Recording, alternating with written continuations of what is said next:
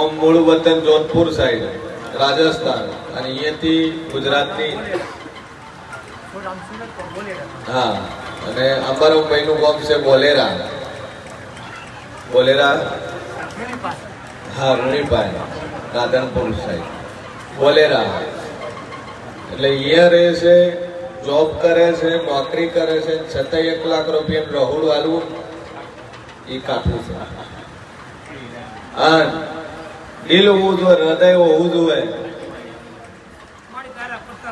ખાવા વાળા ગણાય છે ભાઈ પણ ખવડાવવા વાળા છે બનાવીને આલવું ખવડાવવું એ અઘરું છે આલવા વાળાની કમી નહીં જમવા વાળાની કમી નહીં પણ આલીને એનું મેનેજમેન્ટ કરવું ને એ અઘરું છે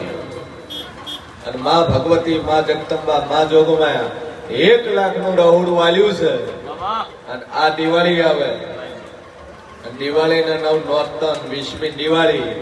અને 1 લાખના ગયા વર્ષે જેટલા કમાણા હોય એટલે કમાણા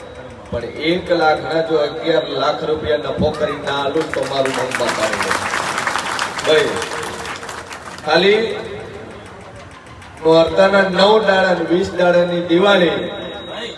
એક જ મહિનાની અંદર 11 પેટી 11 લાખ રૂપિયા કમાઈને આલું તો મોજક જગતમાં મેં માતાએ વળતર આલી છે ભાઈ સમજ 1000 વાપરે 2000 હાલવાની મારી મેળીની તે વર્ષ 500 વાપરે 1000 કરીને હાલવાની તે વર્ષ નિખિલભાઈ 1000 વાપરે છે લાખ કરીને હાલવાની તે વર્ષ મારા જેવું હે ને પહેલી વાર આયા અને પહેલા આયા હતા મહિનાનું જેટલું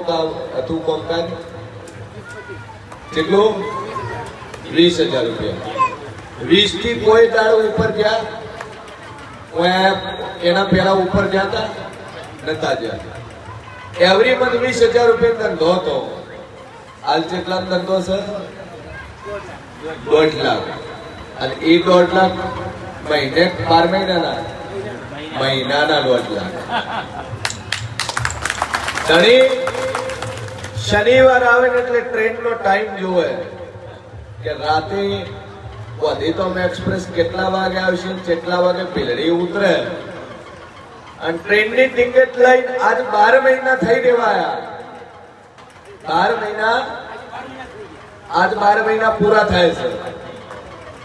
અને જે ટાઈમે કોઈએ કીધું મોરાલ જજે તેના પછી દુનિયા ફરી જ હતું પણ મોરાલ વાળી ઉપર વિશ્વાસ માંગતું અને વિશ્વાસ કરો હવાયું કરીને માતા આવી છે એટલે ધનાબેન ને ખીલબેન એવું ગારું અમારે માતા જોવી શકતી રહી છે સારું મનથી રવિવાર આવજો ટ્રેનમાં ભાઈ અને 400 કિલોમીટર નું સફર કરી પહોંચી તો